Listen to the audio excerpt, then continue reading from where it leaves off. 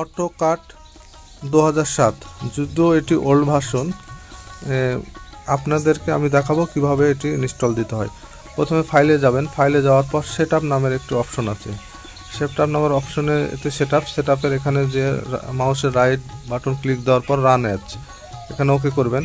কিছুক্ষণ পর এরকম পপআপ আসবে।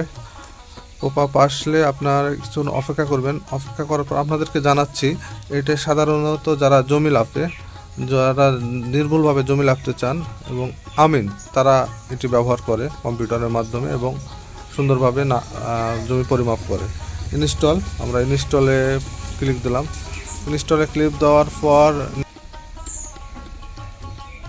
কিছুক্ষণ অপেক্ষা করার পর এরকম পপআপ আসবে।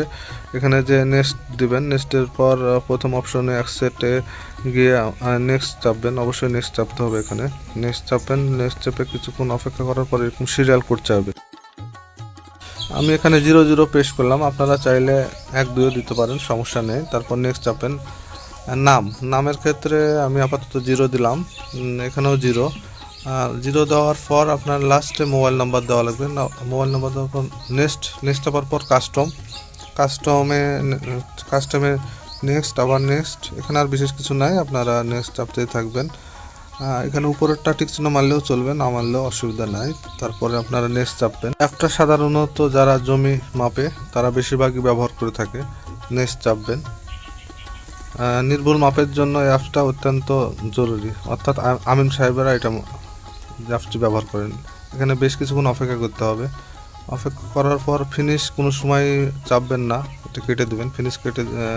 ফিনিশে চাপ দিলে সমস্যা হবে। তারপরে আমরা আমাদের সফটওয়্যারের ফাইলে যাব। ফাইলে যে ক্র্যাক ফাইল খুঁজে বের করব। এই ফোল্ডারে গিয়ে আমাদের 3টি ফাইল আছে, 3টি ফাইলগুলো আমরা কপি করব। কপি করার পর পুনরায় আমরা ডেস্কটপে ফিরে যাব। ডেস্কটপে ফিরে গিয়ে অটোকাড 2007-এর উপরে আমরা রাইট ক্লিক দেব, ওপেন ফাইল লোকেশন, এখানে ওপেন করব। ওপেন করার পর আমরা কপিকৃত ফাইলটি এখানে পেজ করে দেব। পেজ করে রিপ্লেস চাইবে, রিপ্লেস চাওয়ার পর কন্টিনিউ দিব। কন্টিনিউ দেওয়ার পরে আমাদের ফাইলটি কিন্তু রেডি হয়ে গেছে। আমাদের যে অটোকাড 2007 কমপ্লিট। আপনারা চাইলে এখন এটি ব্যবহার করতে পারবেন। আমরা এখানে এখন ঢুকে দেখাচ্ছি অটোকাড 2007-এ।